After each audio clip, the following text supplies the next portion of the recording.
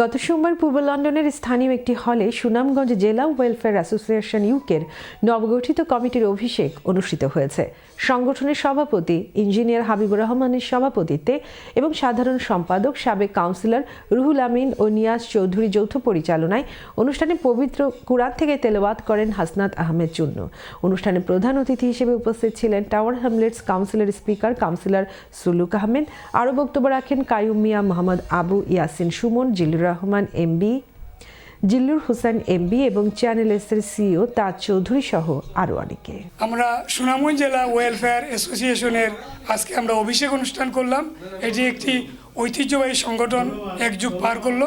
আমরা সাধারণত এখানে ব্রিটেনে এবং বাংলাদেশে আমরা বিভিন্ন সেবামূলক অনুষ্ঠান করে থাকি। আজকে সুনামগঞ্জ জেলা ওয়েলফেয়ার অ্যাসোসিয়েশন ইউকে কর্তৃক আয়োজিত অভিষেক অনুষ্ঠানটা সুন্দরভাবে এবং সফলভাবে সম্পন্ন করতে পেরে আমি মহান আল্লাহ তাআলা রব্বুল আলামিনের শুকরিয়া আদায় করছি। আমাদের এই সুনামগঞ্জ জেলা ওয়েলফেয়ার অ্যাসোসিয়েশন আমরা নতুন কমিটি গত বছর 2025 সালে এটা শুরু হয়েছে।